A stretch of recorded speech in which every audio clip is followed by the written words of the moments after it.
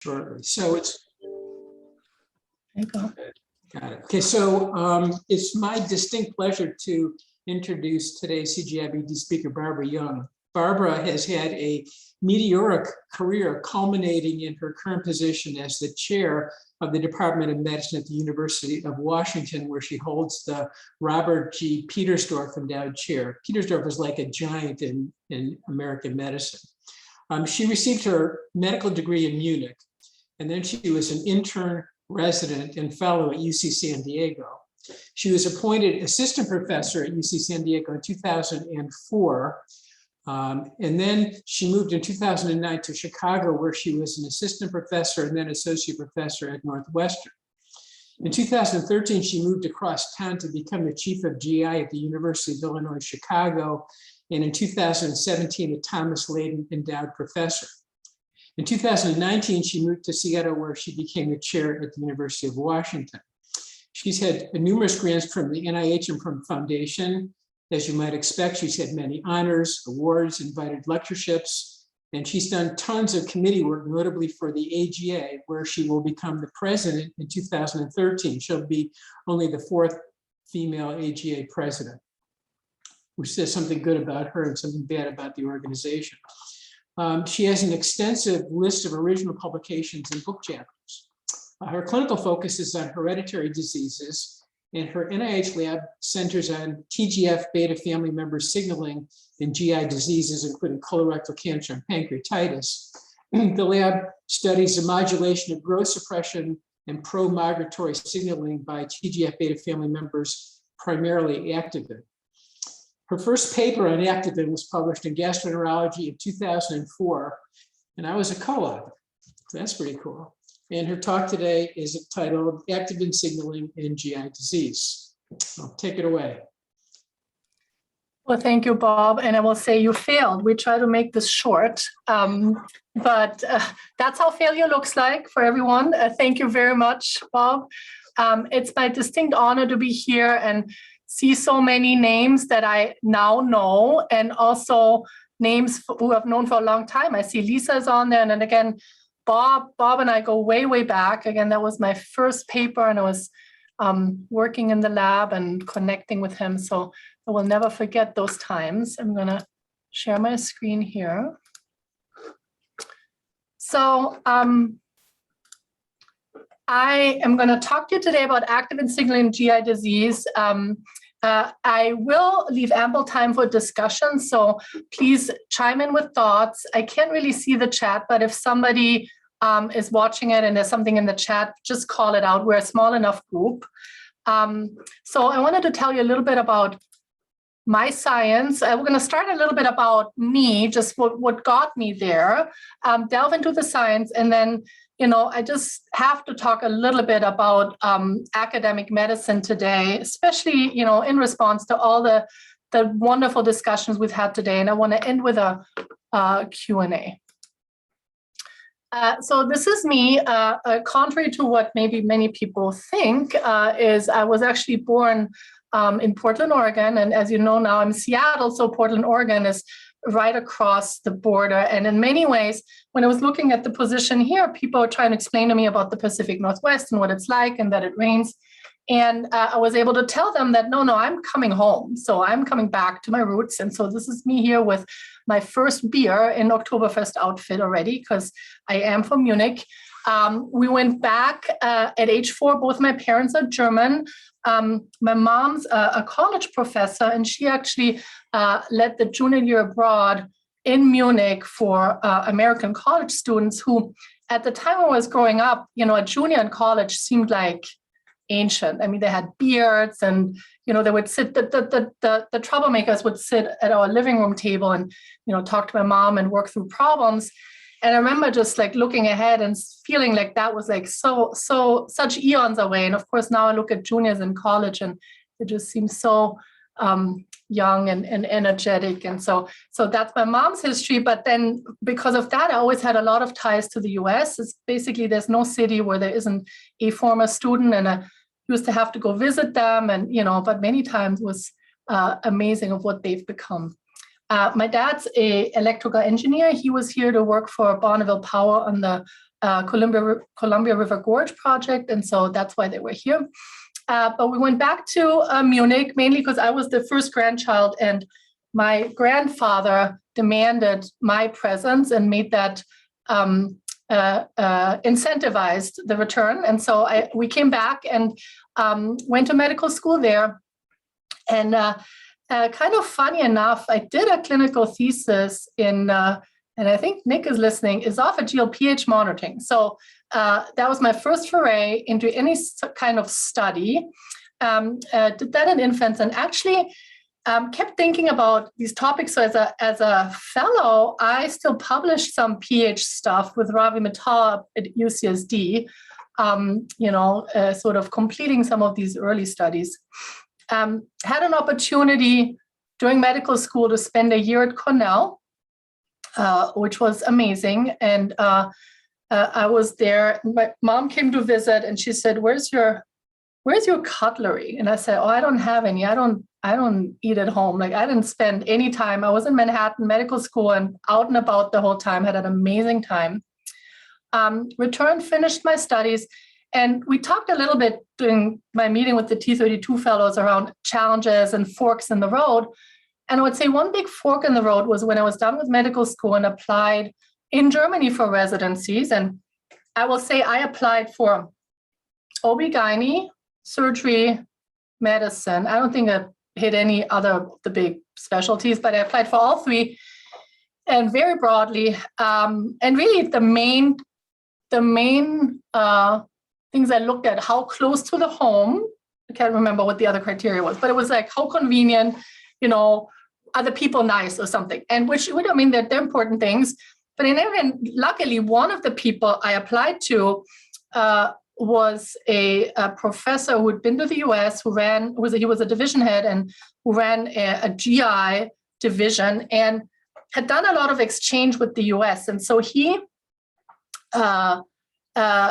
had long-term plan. He wanted to have folks do, a postdoc and then return, and really was training physician scientists, had sort of a, physician scientist pathway when that really didn't exist in Germany. And so he said, Barbara, I'd like you to do that. You go, you do, 1 to 2 years of a postdoc, and then you come back and you do your clinical training.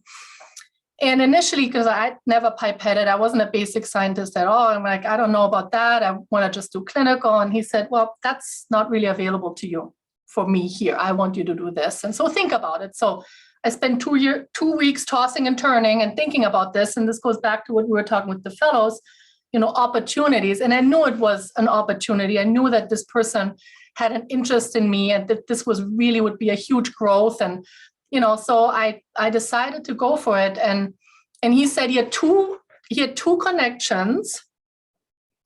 One was a UNC IBD. So that was one of the connections in the labs he had, because I think Balfour had a lot of his postdocs. And then the other one was in San Diego in colon cancer. And I chose San Diego. So if I would have chosen UNC at that time, my whole path may have been totally different. I probably would be sitting among you. And I chose it. I'm going to be honest to you. When sitting for Munich, I said, I want to experience California. So when people ask me about my passion for colon cancer and where it came from, it was really a decision on which coast I wanted to be on at the time, completely random. And here I am still working on colon cancer. So you all know that there's no 1-year postdocs. It was 1 year, 2 years, 3 years. And at that time, another fork in the road, should I get a formal PhD? I mean, I had 3 years of a postdoc. I'd learned a lot, but I didn't really feel that I was, as well trained as a formal PhD. So I really, really contemplated doing that or return to residency. And I looked around, and UCSD had a physician scientist training pathway that looked amazing. And so I applied, and I was very lucky to match. I mean, those were some of these fortuitous things. They had a short track into GI. And that's what I did. And on campus there, I met my husband, Gerald, who was working in outreach. And then through that work, I met my mentor, John Carruthers, and really was able to hone my clinical focus that Bob mentioned on hereditary colorectal cancer syndromes and the genetics. And so my laboratory now focuses and continues to focus on TGFbeta family signaling in GI cancers. We've branched out to also include inflammation. Like many on this talk today, I was on a T32 and transitioned to a KO8, RO3, and then RO1s. I helped quite a bit early on with the fellowship. All of you know that the associate fellowship director is the one that actually does the work. So that was me. And then I helped with the physician scientist training pathway as well. So in 2006, my daughter was born. And then, as Bob already said, 2009, we moved to Northwestern. This is because my husband went to medical school at age 35. So it was his third career. And that was actually his match. So we moved. I was the lagging spouse. And in fact, at that time, when he matched in Chicago, I called Northwestern, USC, and University of Chicago. And I said, you know, I'm moving. Like, does anyone have a job? Now, I don't recommend that. That's not, I mean, somebody earlier asked me whether I had a typical or atypical career. And I would say that's very atypical. But, you know, I did that. And actually, interestingly enough, I mean, people were like, well, this is a little unorthodox. But then they say, well, why don't you come take a look? And so I ended up at Northwestern.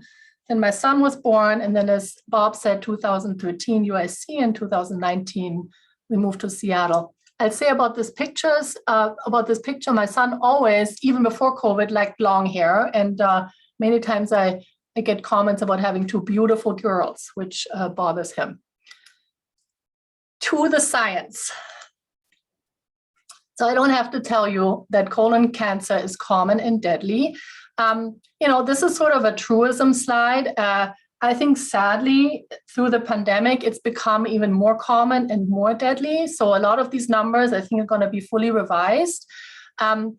Importantly, about 2/3 of those diagnosed still die of the disease.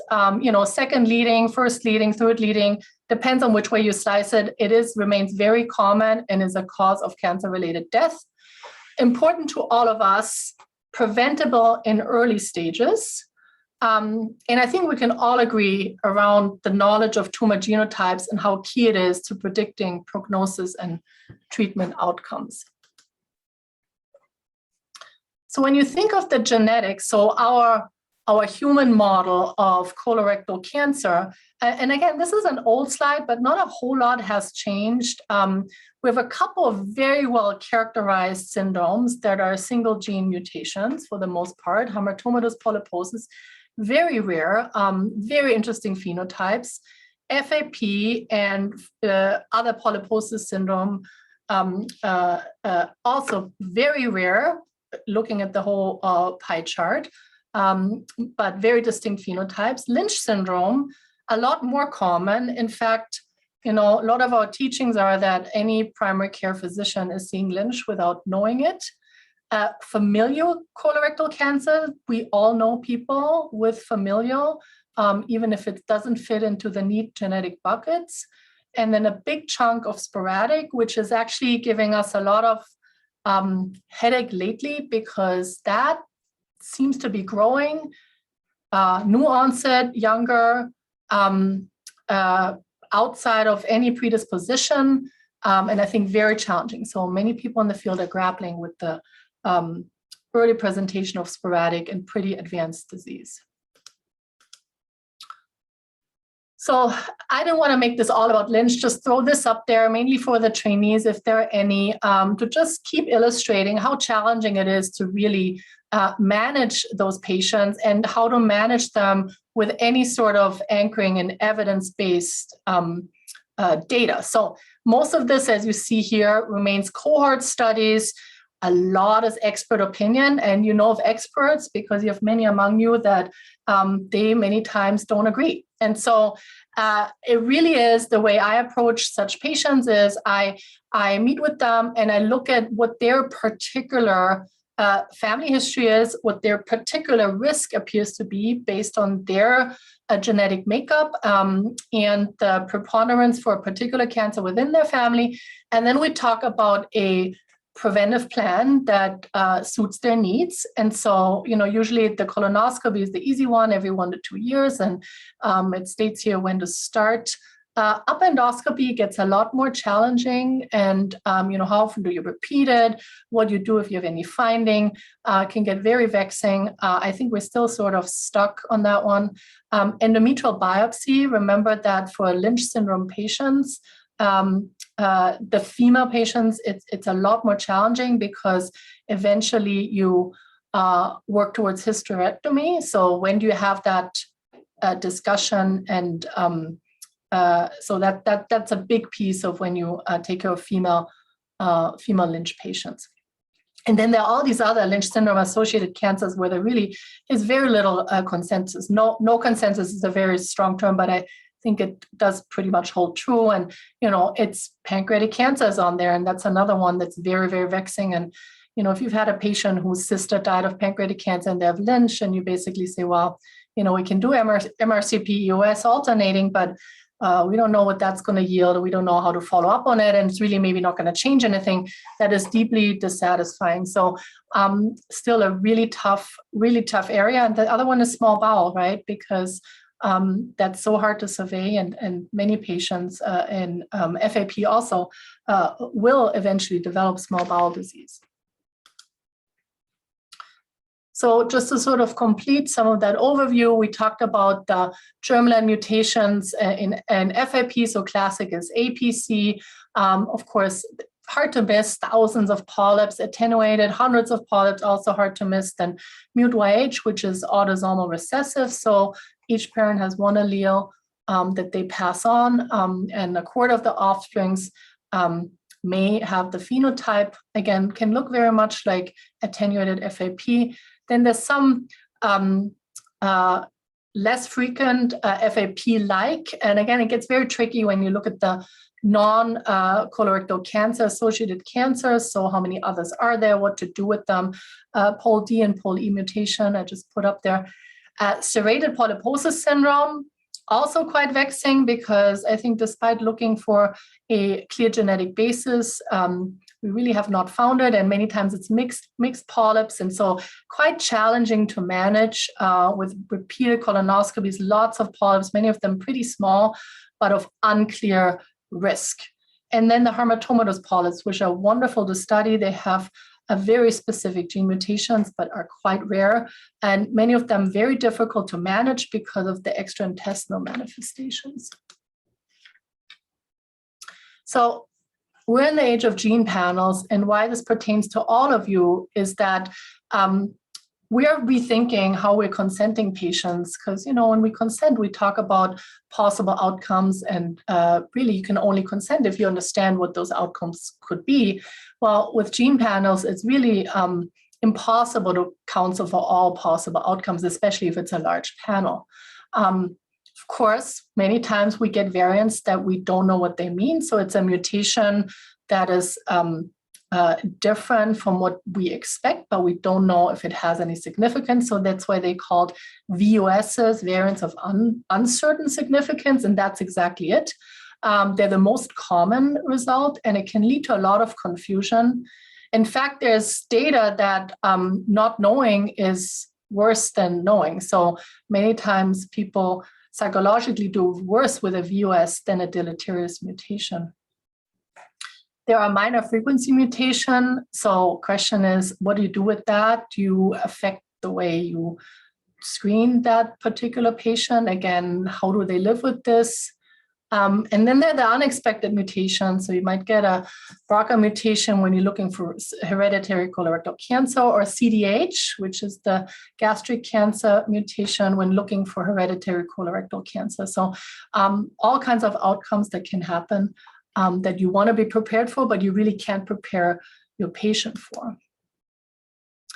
So the significance really in my mind is that we're at a point that we have to understand these really not quite so basic principles. And that's part of being a doctor right now and in the future. Many of you are dabbling in big data.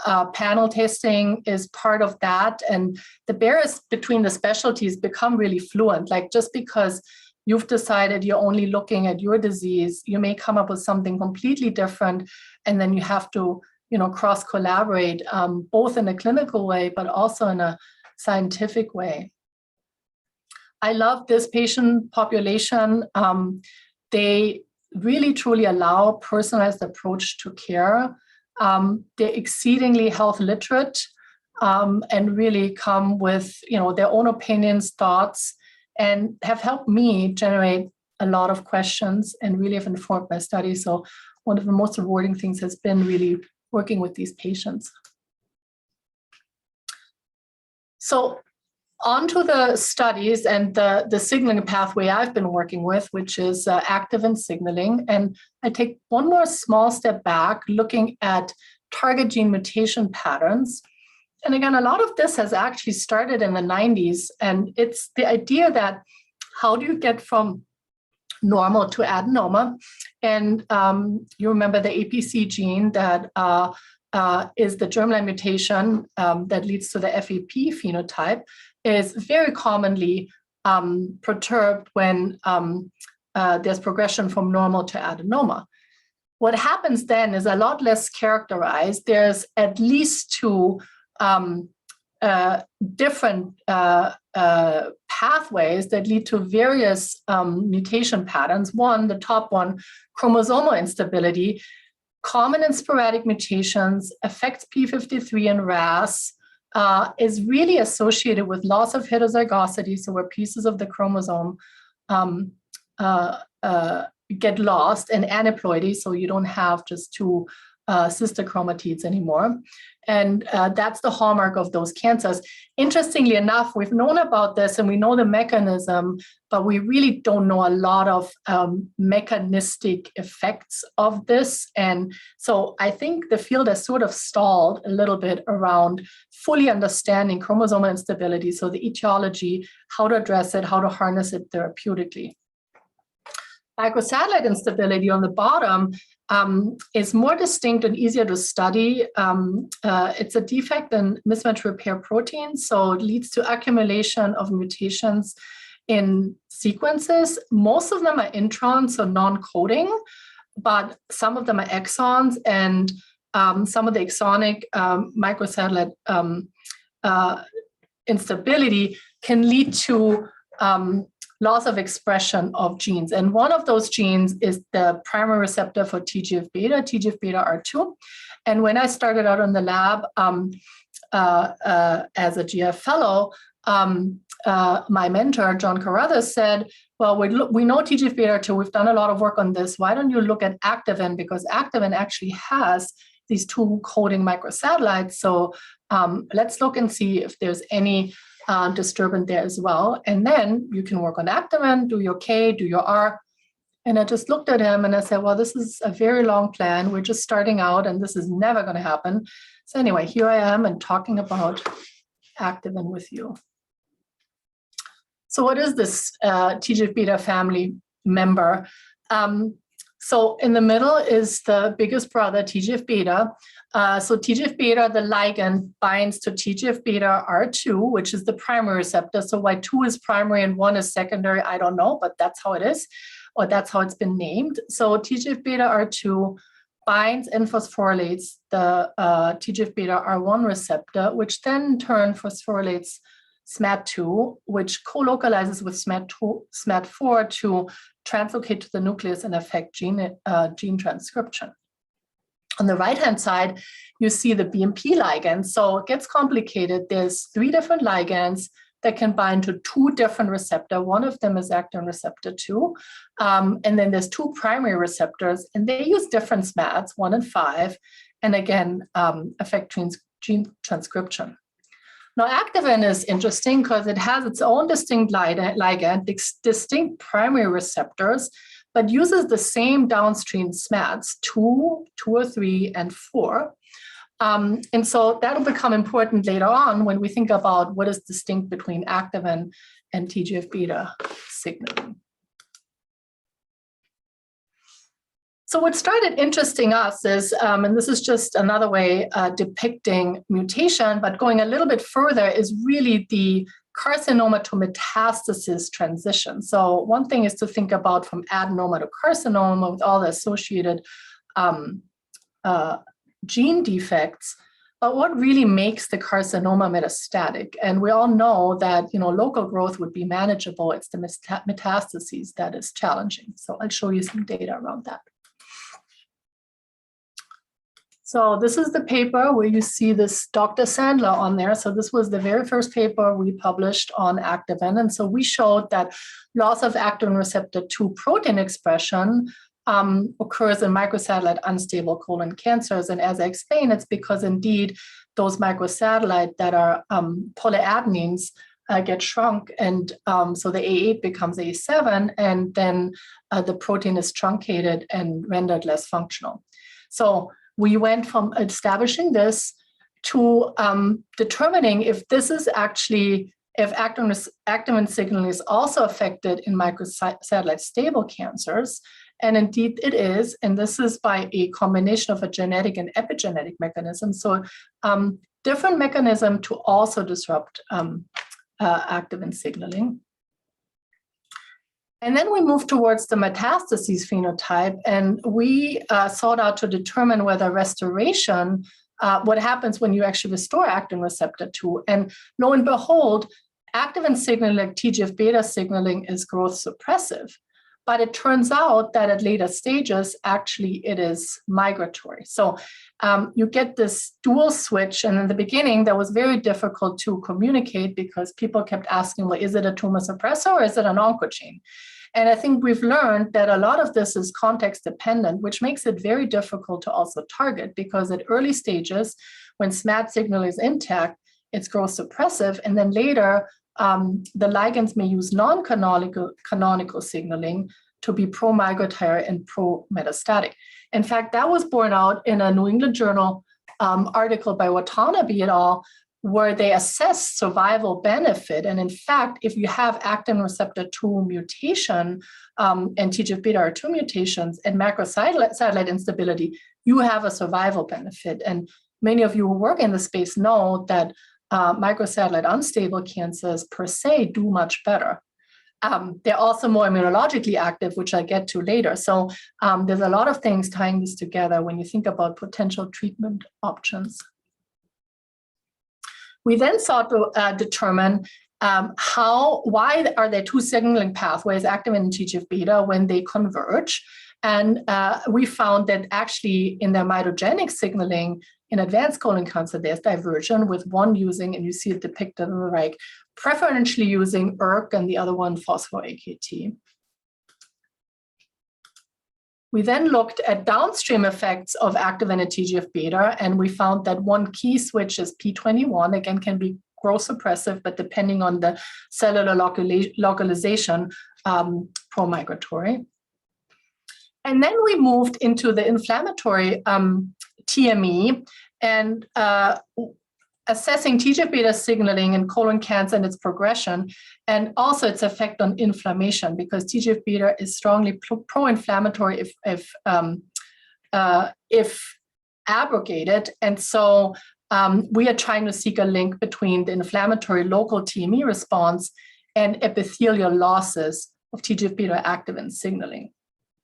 And in fact, when you look at pancreatic tumors, the microenvironment with TGF-beta promotes fibrosis. And you may all recall that some of the most advanced pancreatic cancers are extremely fibrotic. They have a very cold TME, and that promotes immune evasion. So these were some of the latest studies.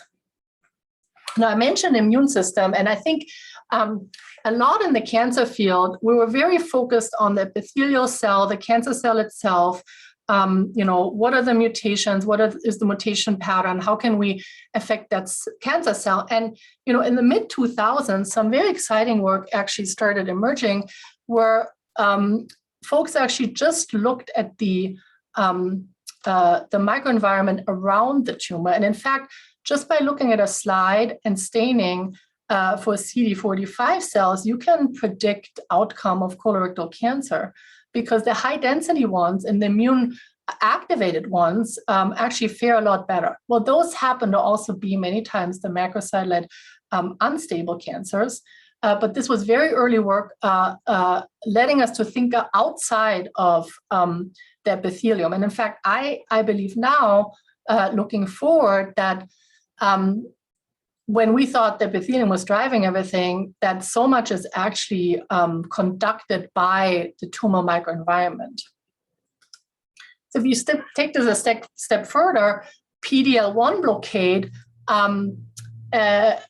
activates local immune system. And of course, it is more promising in the already immunologically active cancers. So there's some colorectal cancers that are immunologically very active, as I said, especially the MSI cancers.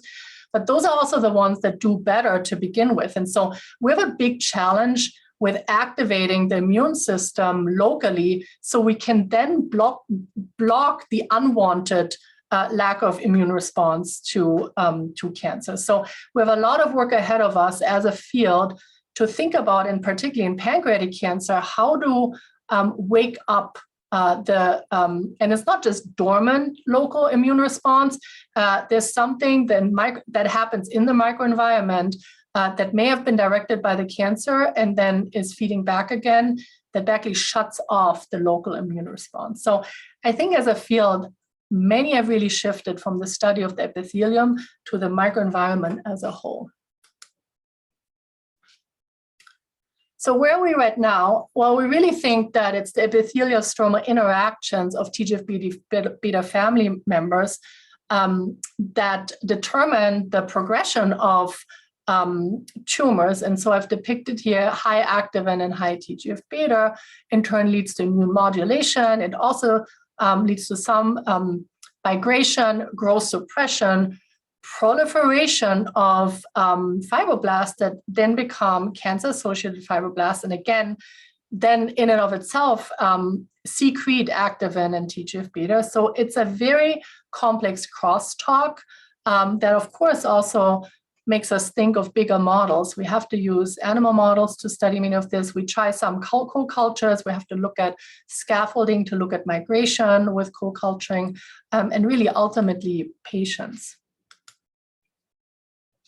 So what are some new ways to take into account and think about, if you think of bigger, more holistic systems, what influences metastases? And so one thing we did is we thought about, well, if you don't think of this in isolation, and you think of a normal matrix, and as I said, in pancreatic cancer, during tumorigenesis, as depicted down here in the blue boxes, you have increased stiffness, you have less elasticity, and more remodeling. And we also know there's more invasion and migration. So together with bioengineering at Urbana-Champaign, we didn't do this, they developed a prototype where we could go up in stiffness and look at migration, and hypothesizing that there's actually biophysical properties that then translate into biochemical signaling. So, if there's a stiffer matrix, there may be just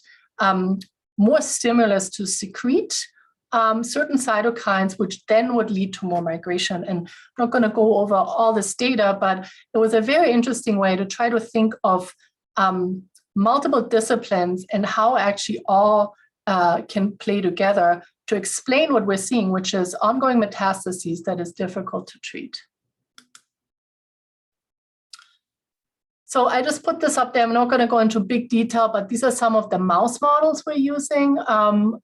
We're using colon polyp models, and we can flux in other genetic alterations, such as TGF-beta alterations, and we have LSA-KRAS as well as a SMAD4 flux.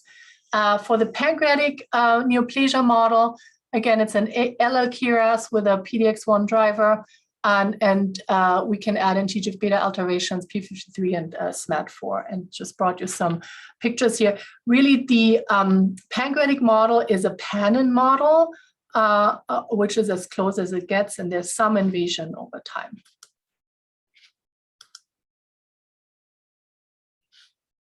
So when we hypothesized that Stromaactivin is important, we started looking at pancreatic cancer, and I'm going to show you some puzzling data that doesn't fully make sense yet. So I'm going to start with the pancreatic cancer TMA. We looked at 63 cancers and scored for activin in the epithelium and stroma.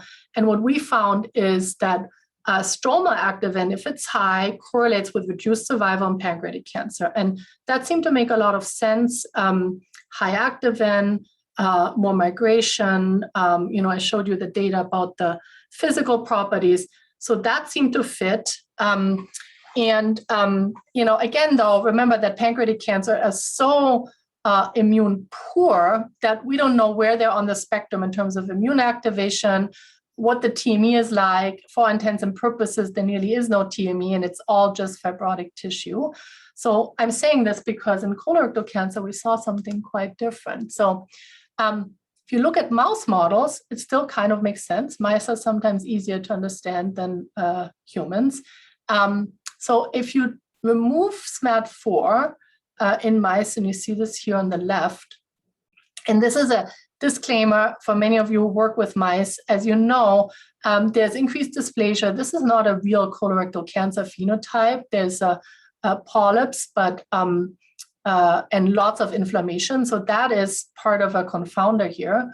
But we have increased dysplasia, and a loss of activin in that setting leads to decreased tumor growth, as you see on the right here. But then very puzzling, we have a TMA of over 1,000 stage 2 and stage 3 colorectal cancers. And when we assess Stromaactivin, and again, this is lower stage colorectal cancer, so maybe that's the key to it, activin actually predicts better survival. So we first did this, we were actually very puzzled. Some of the lab members were very disappointed. This is in preparation, so we're trying to figure out where to go with this. And then, as always, when it's unusual, we talked about forks in the road with the fellows. I mean, the data is there, it's strong data, it's telling us something. And so we went back to try to think about what this may mean. And we're now in the process of really thinking about early activation of immune response, the role that activin may play in allowing immune cells to be activated and to fight the cancer at early stages. And we're just proposing some follow-up studies. Going to shift a little bit gears. I am a gastroenterologist, and I think during some of my colon cancer grant writing, I was on service, and the majority of my patients were acute pancreatitis patients. And so I was seeing all the inflammatory response. We're doing our usual supportive care. And I just really thought about the local inflammatory response with activin. So I was wondering whether actually activin could be increased in pancreatitis. And because we had nothing else to do, we took a cohort and we looked, and lo and behold, activin was significantly elevated in pancreatitis, and it correlated with worse prognosis. And we were so excited. We said, oh my God, we have this like amazing marker for pancreatitis. Wow, this is awesome. And so I called a couple of people who work on pancreatitis, and they were not very impressed. They said, oh, we have a ton of markers. That doesn't help us at all. This is nothing too exciting. We need something to actually help us treat this disease. We don't need more markers. And so, we went back to the drawing board, did a lot more reading and thinking about pancreatitis. And we actually did a mouse model. And that's another pearl. Like for every field, the models are very challenging. You really have to start thinking about models, learning about the models. Every field has their own specific limitations with models that you can use. In pancreatitis, there was actually one model that we found very neat. It's an OB model. And if you inject them with IL-12 and IL-18, they actually get severe necrotizing pancreatitis. And we injected them with anti-activin, and lo and behold, it protected against mortality. So this was actually data that we were super excited about. I've put in an R1. I actually just talked to the program officer in between because, how we're going to address the comments. I'm going to put it back in for July. The challenge with this particular study is that people have different ideas about the models. There's different mouse models. Since then, I've used a bunch of them. So we used the milder one that some people find too mild. Then we have another one that's not quite applicable. And then the challenge with this study, of course, was that we pre-treated with anti-activin. So we really want to have to look at the maximal therapeutic window by treating later, because that's how patients would present. They would come in with pancreatitis, most likely, unless you could think about if you had an injection at home when you have recurring pancreatitis, you could give yourself anti-activin. But actually very exciting, anti-activin has been in clinical trials for cancer-associated anemia, did not reach endpoint on that, but was well tolerated.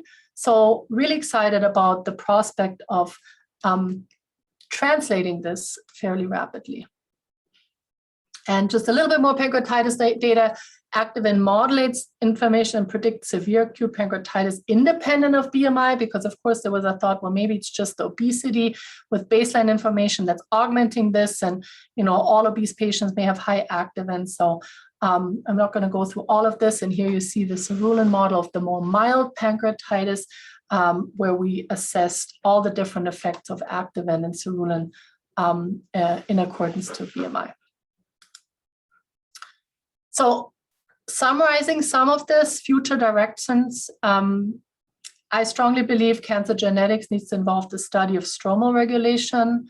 There are so many different cell types and contexts and cytokines that play complex roles.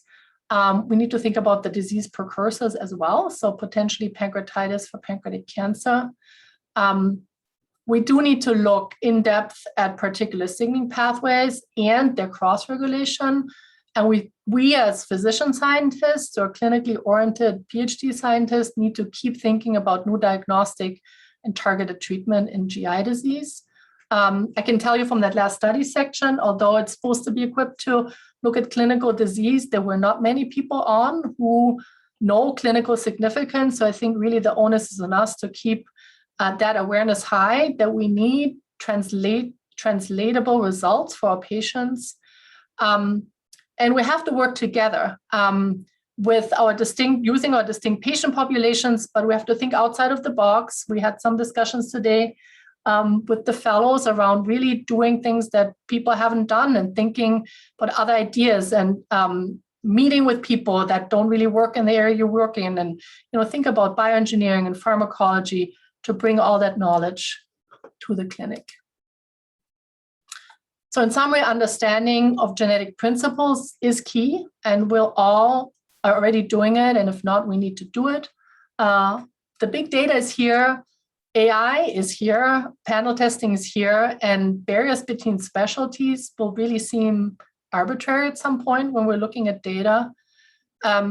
Everyone will need some sort of personalized approach to care, and team science is what's going to get us there.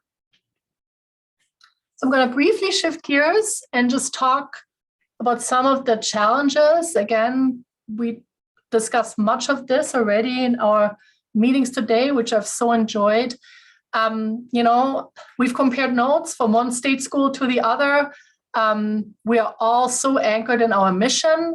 Those of us who have to balance the books, how do we stay afloat? How do we stay afloat successfully? And again, it depends on how we define that success. How do we keep people excited and engaged? It's expensive to hire people. It's hard to find people. High student loans, reimbursements are down, tough funding environment. Now, I'm a glass half full person, so I'm not going to leave you with that. I keep asking, what is success? How do we define that? What is our personal success, our success for our specialty? I think one thing that we have to grapple with, and we have to have a strong voice, is the EMR and the burden is put on every provider, and how that eats into any time to do anything else. I think also through COVID, we're very acutely aware that whatever healthcare disparities we are experiencing before have widened, and care has become more complex. We see a very high acuity in pretty much anybody who gets admitted, and the coordination of that complex care is largely unsupported. And we're all grappling with burnout. It was there before COVID, now even more. So Just put COVID up there because I have to. Workforce challenges. The experience has changed.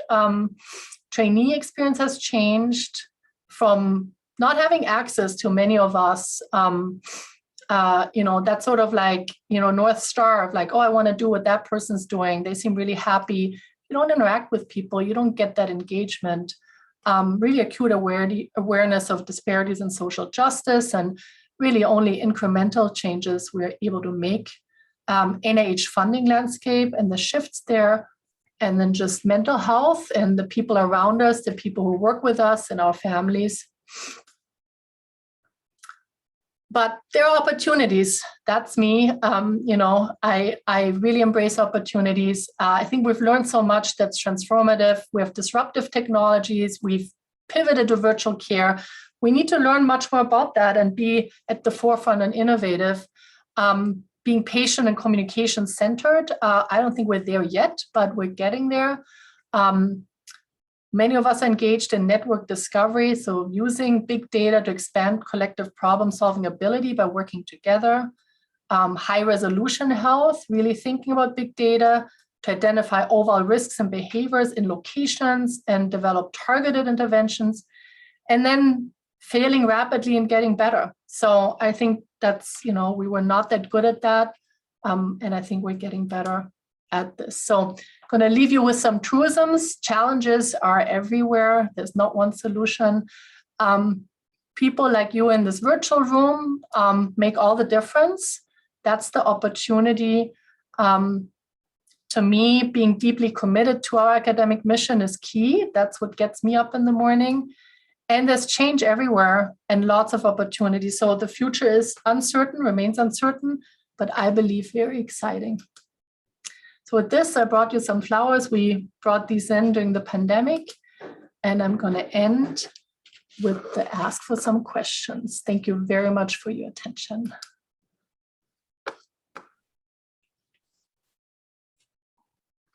Yes. So thank you. People can ask questions, science questions, or philosophical questions, or academic medicine questions. So John Hansen says, TGF-beta is implicated in fibrostenotic Crohn's disease. Do you know if Activin plays a role in this process as well? Yes, I don't know. I think the more fibrotic of the two is TGF-beta. But as I've shown you from all the overlap and nature being logical in its own way, I would not be surprised if it plays a role. But very good question, Jonathan.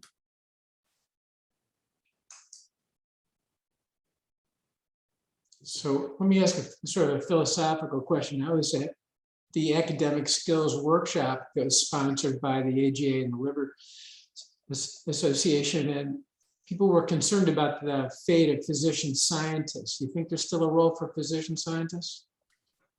Yes, I think there's a big role for physician scientists. I think we were actually working on this together with the T32 fellows today. I think we're the glue that holds it all together. We're the ones who can speak the language. I think we actually have a real opportunity because I think we have the ear of the public right now post-COVID, but we have to do it together. I think not all of the public, but a big chunk of the public has seen what can happen when scientists and clinicians work together. We just have to use that momentum. So I think it's really important. I think science has really been elevated, but now it's going to be advocacy. And it will have to be solved on a really national level. This is not going to be something that each division can sort of eke out and support.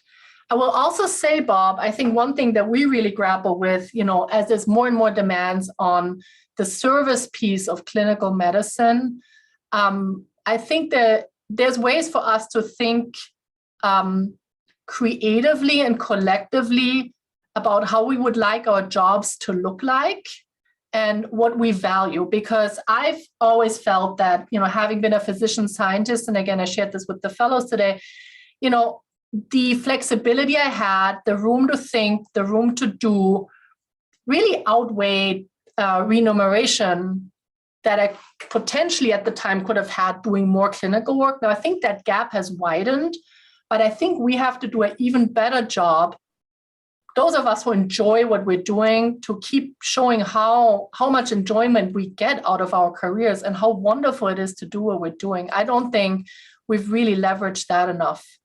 And we have to like really live it. We have to walk that walk. So I think that's the other way. Lisa Ganger wants to know whether you've looked at activin signaling in patients getting treated with immunotherapy for cancer. Excellent, Lisa. It's in one of our grants, so I can't wait to find out. I hope you review it.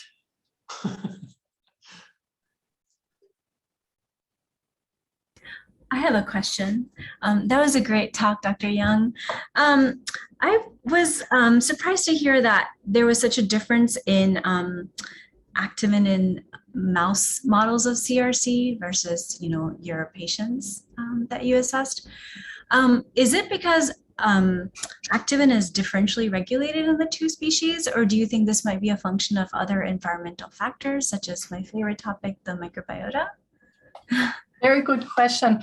I think the main issue for the discrepancy there is that, especially in colorectal cancer research and metastatic disease research, we don't have good models in colon cancer. So we've tried very hard to look at various metastatic models, but one is a splenic injection model. That's not the same as cells starting to invade. I mean, I think we're just really hampered by the models we have. There's xenografts, of course, and then you get local growth, but it doesn't seem to be the same. And I think in particular, when you look at immune responses and local immune responses and migratory patterns, we just don't, I just think it behaves differently in mice than in men. That's my take. And I think that's what we grapple with. And I think partially that's why it's been so challenging to move that field forward, because, we've made a lot of advances in treating advanced cancer, but not that much. I mean, once you're metastatic, outcomes are still really poor. And we've been at this for a long time. All right, Mu, why don't you just ask this? You have a microphone? I do have a microphone. So I guess my question is TGFbeta. Thank you for the presentation, by the way. TGFbeta 2 is highly expressed in both primary sclerosing cholangitis and PBC to obvious cholestatic liver disease. As far as therapeutics, do you think it's way too simplistic to target TGF-beta, at least to silence it, because it has pleiotropic effects on fibrosis and inflammatory pathways, and it's seen in other chronic liver diseases. And so just wanted to get a little bit more gestalt in targeting cholestatic liver diseases. Thank you. And I see Balfour is on there, so I don't want to say anything heretic or wrong. I will tell you that when we tried messing with TGF-beta, particularly in the setting of any SMAD for null, we get rip-roaring inflammation. So that's the challenge. And I think that's what makes all this so difficult. It's a context. I think it's a host predisposition. It's microbiome in the gut for sure. And then it's timing. And I think, again, that's why it's been so challenging. And I really think going back to Lisa's point, I think for metastatic treatment or pre-metastatic treatment, my money is on immune cell activation and letting the body do what it knows to do, which is eliminate tumor cells, which it does all the time. And there's some very, interesting ways of, there's some studies where people just irradiate, just plain irradiation to awaken the immune system. And other things that sound kind of barbaric and completely non-specific. I don't know if we have the tools to really capture all the complexities that are ongoing simultaneously to do targeted therapy in such a delicate system yet. And I would say the things that we know that work, like EGFR inhibition, is a little bit by happenstance, because when people then actually start studying, whether it's because of the target, they get very different results. So it's like aspirin, it might just be working, you know, by coincidence, and it works very well. And then we have to keep looking why it's actually working. So I think, I don't know, I know that's probably not going to be very helpful, but I do think the more we can think holistically in systems, and the more we keep pushing forward, understanding what makes up those systems in a really comprehensive manner, I think that's what's going to get us there.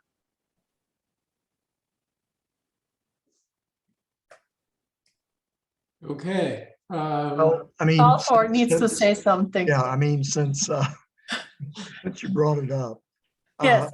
I guess as Moo brought up and you amplified, TGF-beta has very important immunoregulatory activities, yet it's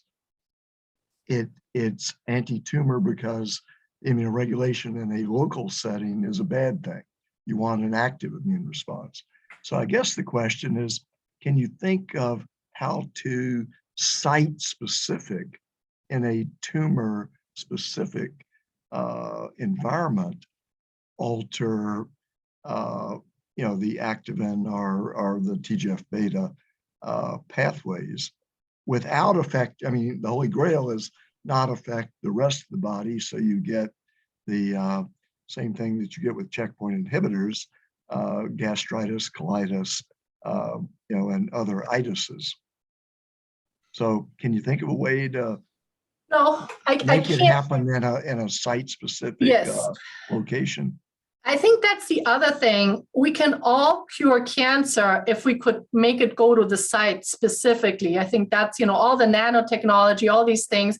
Yeah, if you can get it right to where you want to get it at the right time, we can be very effective. But that's the challenge. I will say, I mean, if you think of chemotherapy, people take all the side effects. We still are going in a very crude approach with what's the net benefit. And I do think it's going to be PDL inhibition in combination with awakened immune system. I just find that when the immune system works, it is just absolutely unbelievably amazing.